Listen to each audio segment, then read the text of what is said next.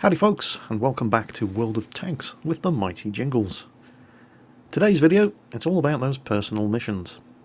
Well, it is and it isn't, because I have actually given up trying to play to get these individual missions completed. You might remember I put a video up in the Tog 2 on Malinovka where I actually completed every single requirement for the Relentless Raid heavy tank mission. Do at least 1,000 hit points worth of damage to the enemy team and participate in a successful capture of the enemy base. Yeah. In a Tog. Well, I ticked all the boxes, but the game refused to give me mission completion anyway. And it's partially because of things like that, but it's mostly because a lot of these individual missions are actually counterproductive to, winning the game. You see people doing some of the most dumb things, and you know it's because they have a certain mission that they're trying to complete, at the expense of actually winning the game that they're playing. And so I don't bother trying to get these missions complete. I still don't even have the Stug 4 from the first set of individual campaign missions, and I don't anticipate ever getting it. Now I mostly play without even knowing what current mission I'm running. If the mission happens, fantastic. If it doesn't, who cares? So, here we are, unfortunately, on Himmelsdorf in a Tier 10 match in the Rheinmetall Borsig. The kind of machine that excels in camping behind bushes and using its fantastic camo rating to strike fear into the enemy from afar. And that just isn't going to be happening very often in this machine with this matchmaking on this map. And World of Tanks spotting system isn't helping either. Here comes a bulldog, he's spotted, he's spotted, he's spotted, he's not, I fire, oh he's spotted, yeah it missed, of course it did. And of course he spotted me, so now I have to pull back, because Borsigs that get spotted very, very rapidly become dead Borsigs. What you saw happen there was the way World of Tanks spotting system actually renders enemy vehicles.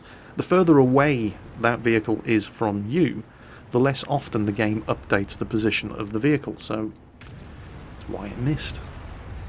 Frustrating, but nothing you can do about it. That's the way the game works. Although they are looking into increasing the rate at which the game refreshes vehicles that have been spotted. So you shouldn't, whenever they come around to implementing this change, you shouldn't run into situations like that where there's an enemy vehicle right in front of you in spotting range, but it's going to take the game another quarter of a second before it refreshes his position and actually shows him to you. So situations like that shouldn't happen as often whenever they come around to implementing this change. Now, Quickie Baby's been killed, thanks to that T-71 running away and abandoning him. So I'm not anticipating getting an awful lot of backup, but this is one of the few places you can actually put the range and the accuracy at range of the Borsig's gun to use. This T-62A needs help, and I'm not anticipating surviving here for very long, but decent amount of damage. The gun on the Borsig, oh, bollocks. Okay, now I'm dead. Gun's damaged. At that range, though, I can still hit a T-34. And he has a very, very, very slow reload. But it's not slow enough. And I'm going to get one more shot into him. And, oh. Well, thank you, artillery. I'm still in this game. And the T-62A is still alive, so, okay, I wasn't planning on wasting a repair kit when I was about to die, but since I'm still alive, put a shot into the AMX, pull back again, make sure nothing else is popping up around the flank. T-62A is still alive. It looks like I'm no longer in immediate danger of dying, which is nice. Well, the 5120 has been finished off by the T-69, and again, this is a tough game for a T-69. He's a medium tank, tier 8, doesn't have an awful lot of armour, and his gun has terrible penetration, and it's a tier 10 match on Himmelsdorf. And he did play a good game, unfortunately. He was a massive arsehole about it. Just pay attention to chat and you'll see what I'm talking about. Now, we know there's a Foch down there. He's on the other side of the warehouses, lining the railway line. Alright, quick look around. T-62A is moving up. What is it about that you see so often in World of Tanks, where it's the biggest arseholes in the game are the guys with the best stats? It's one of the reasons why I get along so well with players like Quickie Baby and Circon, because they're the best players in World of Tanks that I know, but you never see them acting like this T-69 driver does in chat. They're proper gentlemen. Anyway, the T-62A has buggered off, and I'm the only one on this flank now. There's a Foch down there.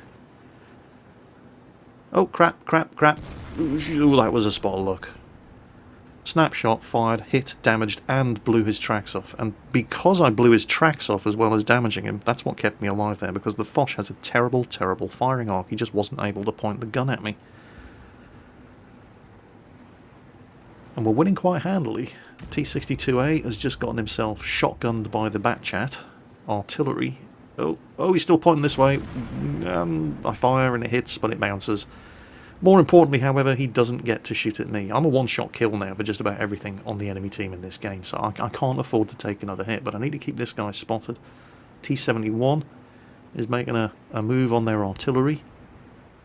And I'm anticipating that because of that, the Foch is going to turn around and he's going to go and deal with the T-71.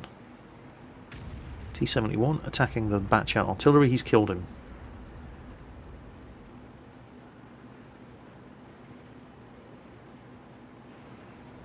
Looking around me at all times. Yeah, I know there's a Foch down there, and we are winning. In fact, there's only 3 enemy tanks left. Yep, he has turned around to deal with the T-71. T-69 is also coming in. There he is. T-69's putting some shots into him. But the Foch isn't... he's not coming out within firing range on this road, but maybe the T-69 can finish him off.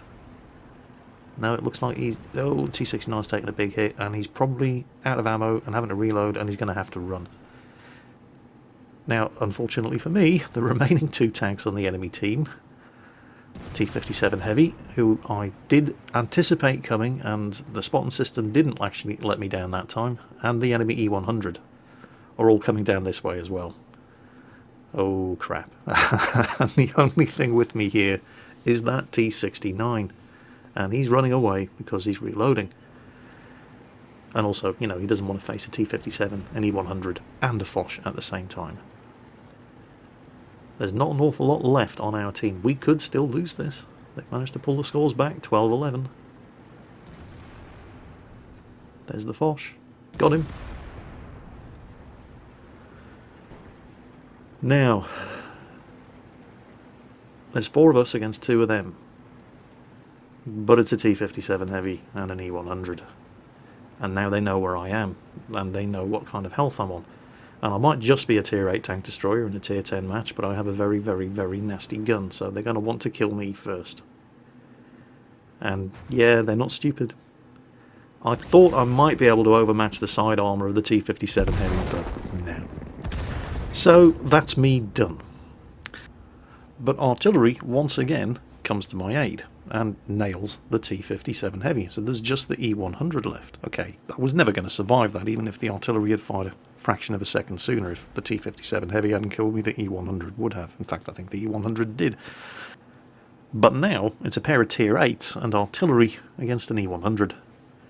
And the T-69 driver may have been a massive dick, but he wasn't stupid.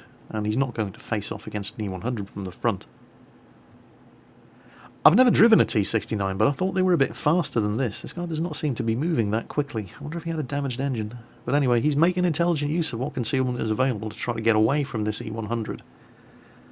But RNG steps in, the E-100 fires on the move without even aiming, and of course hits him. And that severely rustled the jimmies of this T-69 driver, as you can see there in chat.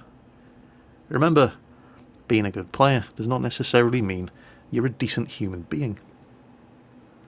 So, I've actually done nearly 3,000 damage, which is about 3,000 more than I was expecting to do when I realised I was in the Rheinmetall-Borsig in a Tier 10 match on Himmelsdorf. And once again, I'm staring defeat right in the face. It's all down to this T-34 and the GW E-100. And if anybody can pull this off, it's going to be the GW E-100. Where did that E-100 go? Oh, he's there, he's fired. There he is. Come on. Shotgun. Yes! He actually hit the E-100's lower glacis. Check this out. Here it comes. Here it comes. There it goes. And there it is. So, game saved by artillery. Thank you very much, Mr. GW E-100.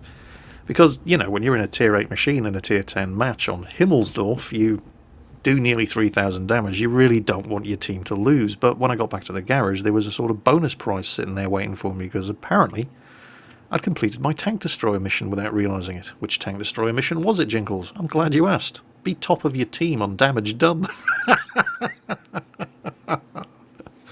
Didn't see that one coming. So, that was nice. The very next game that we played, I didn't save the replay, because the game was an utter disaster. It was quite comical, though. We're both in the AMX CDC, myself and Quickie Baby again. And I'd managed to kill 2 enemy medium tanks while defending in assault mode on the Siegfried line. And then Quickie Baby, who was up on the ridge line as I was down in the bowl of the valley, had to go and answer the door. At the exact moment when 2 enemy tier 8 heavies and an ISU-152 came over the ridge, 30 metres away on Quickie Baby's right. Who did they all start shooting at? Yeah, not Quickie Baby. He was actually answering the front door at the time. So they killed me, and that was it for that match. But, once again, I'd actually managed to complete my medium tank mission by killing 2 enemy medium tanks. So the match was an utter disaster for me. We won, by the way. Quickie Baby came back from being AFK and went on to get 5 kills, so I hate him sometimes. Well, anyway, again, despite the fact that the match was a massive disaster, I accidentally completed the medium tank mission by killing 2 enemy medium tanks. So things were going very, very well. And then we jumped into the M103s. Now, Ike had joined us at this stage, and he's heading into the town while myself and Quickie Baby are sweeping around the flank to the west. Now, this is quite unusual for me. Generally, if I'm in a heavy tank, particularly a top-tier heavy tank, as I am here in the M103, on this map I head into the town, but there's plenty of tanks have gone into the town, and the M103 is one of the more mobile of the heavy tanks in the game.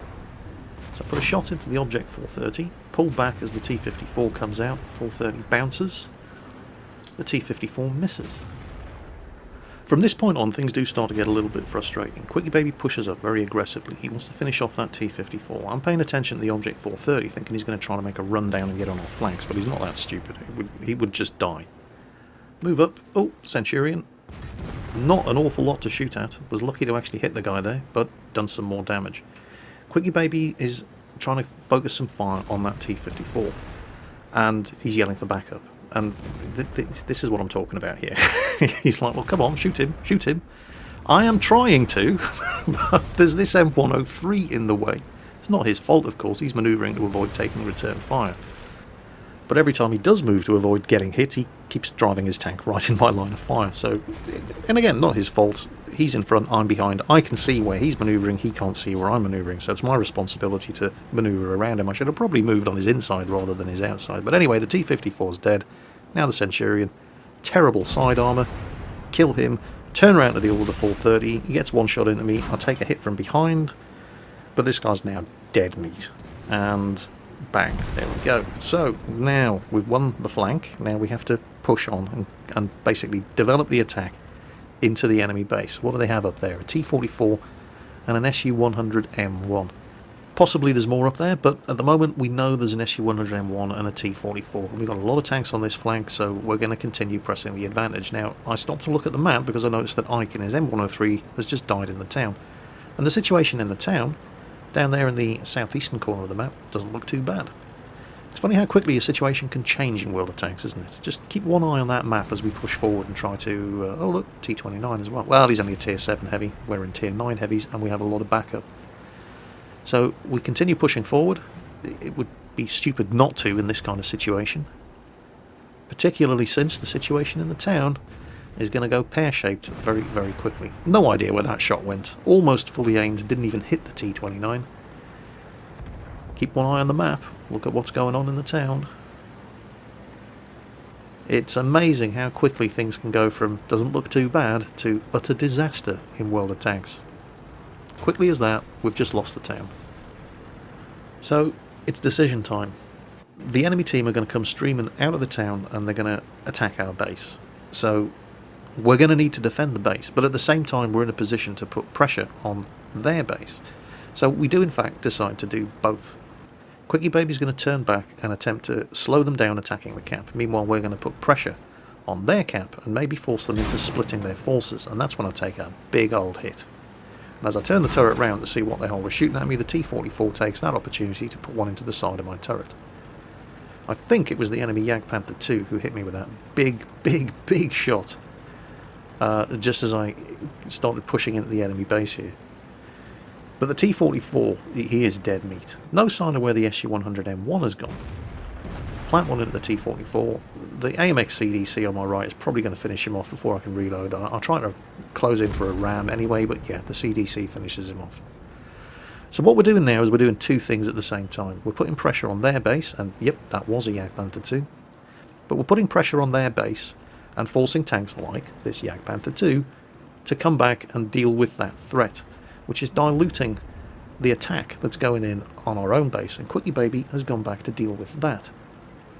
I'm not interested in actually capping here. You know, I want to kill more tanks and do more damage. But the fact that we're actually sitting here on top of their base is forcing tanks that could have been attacking our base to come back and deal with us. Jagdpanther 2, after being spotted in the middle of the open field there, did the only sensible thing he could and moved forward to get under a line of fire, and oh look, there's the SU-100M1. And not anymore, and we've also killed the Jagdpanther 2. However, they are capping our base, and there is an awful lot of them up there, so maybe I really should start capping. Yeah, IS-3 in the cap. Well, okay, KV-4 trying to come back and reset. I'm going to reverse into the cap. If I need to, I can always drive out of the cap. And from here I can still shoot at that KV-4, who's the only other thing that is actually within shooting range, or at least he will be when he gets spotted again. There he is. And it bounces. Well, it is a KV-4. This is where my luck kind of went a little bit south here. I've got side shot. I mean, he is angled a bit, but he's not angled that well. And that's when I suddenly realised, hang on a minute, do more than 1,000 damage and participate in the successful capture of the enemy base? Am I finally going to get this bloody heavy tank mission done? I've had this mission for something like 2 months. Yes! I've done it! 3 missions, one after the other, without even really trying to get it done, at least until the last one, which I only realised was going to happen in the last couple of seconds of that game. So, Quickie Baby, top on damage done. Not really surprising, but somehow I managed to come top on experience earned, which is nice, and heavy tank mission Relentless Raid completed, participate in a successful capture of the enemy base and do over 1,000 damage. Didn't see that one coming, and it's just typical, isn't it, that after weeks upon weeks upon weeks of trying to get these missions done and eventually giving up, suddenly 3 missions complete, one after the other, without even trying. World of Tanks, you so silly. So I think I'm on a roll here. I'm unstoppable. Let's try to get a light tank mission done. Spot 2 enemy tanks before they spot you. M41 Walker Bulldog, tier 9 match on the Siegfried line, but there's only 2 tier 9s on the enemy team. This shouldn't be too difficult. Unspotted enemy Tiger 2 says, that's a nice ammo rack you've got there. Would be a real shame if something would have happened to it. Bugger. Take care, folks. I'll catch you next time.